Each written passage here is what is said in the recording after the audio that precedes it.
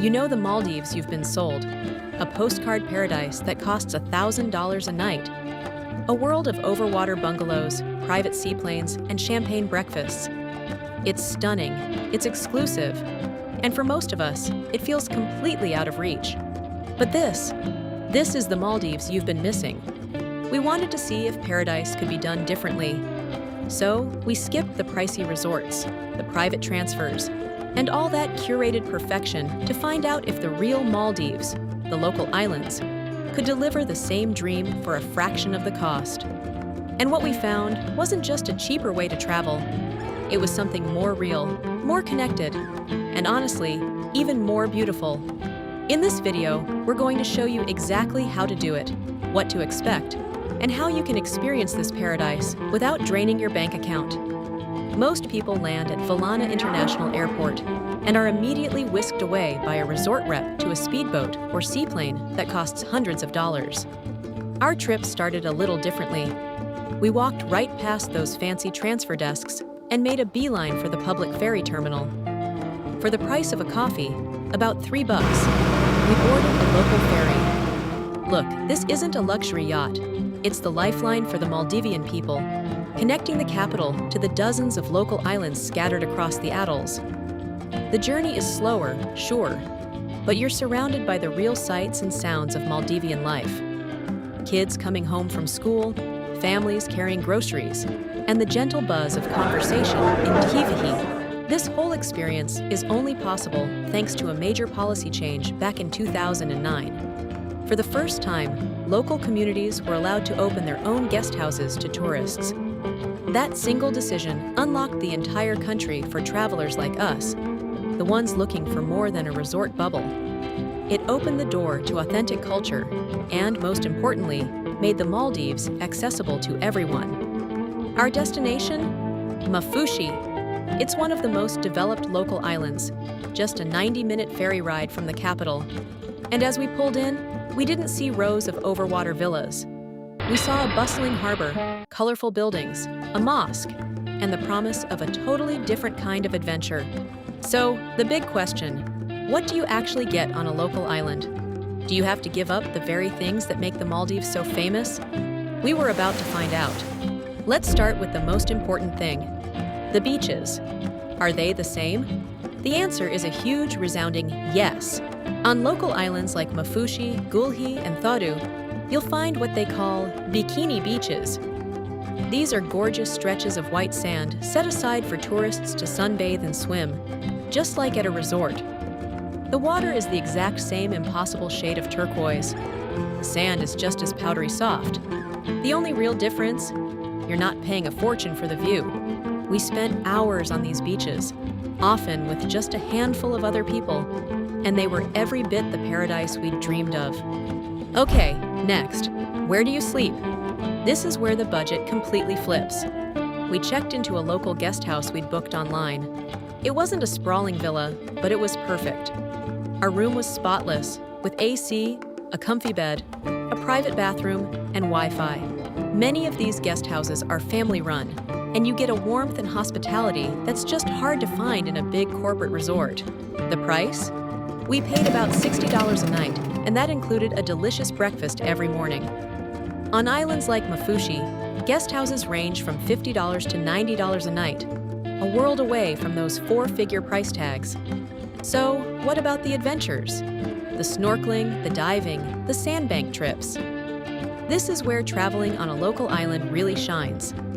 At a resort, a single snorkeling excursion can easily set you back $150 a person. On Maafushi, we just walked down the street and found dozens of local tour operators. We jumped on a half-day tour that took us to 2 snorkel spots, a sandbank, and even included lunch. The cost? $35 per person. We swam through crystal clear water with vibrant coral and schools of colorful fish. We saw sea turtles gliding by.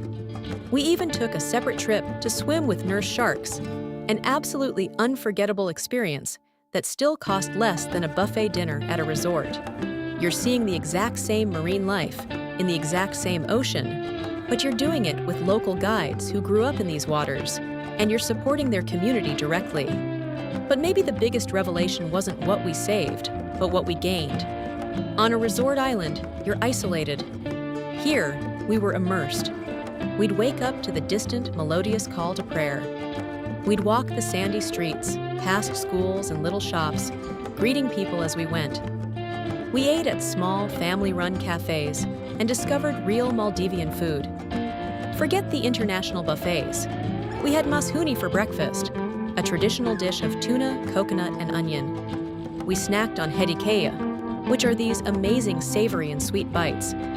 A full, delicious local meal often cost us no more than $8. This is the authentic Maldives you miss entirely when you're tucked away in a resort. Now, let's be totally transparent.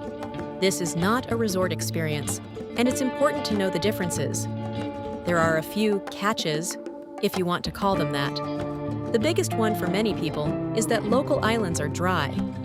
The Maldives is a Muslim nation, so alcohol is prohibited on the inhabited islands.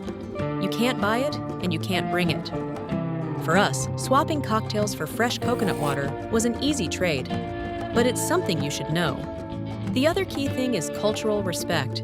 When you're not on the designated bikini beach, you need to dress modestly.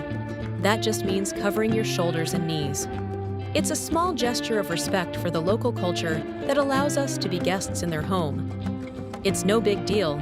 You just throw on a sarong or a t-shirt over your swimwear when you're walking through the village. So let's do a quick cost breakdown. A day at a luxury resort might look like this: $1,000 for the room, $150 for food, and $200 for one activity. You're easily looking at $350 for a single day. Now, our day on a local island: $60 for our guest house, $25 for all our meals, and $35 for an incredible snorkeling trip. That's a total of $120. The difference is staggering.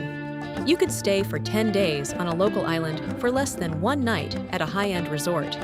Not all local islands are created equal, and where you go will shape your trip. Maafushi is the most popular and developed, which makes it a perfect starting point. It has the most guest houses, restaurants, and tour options, so it's super convenient.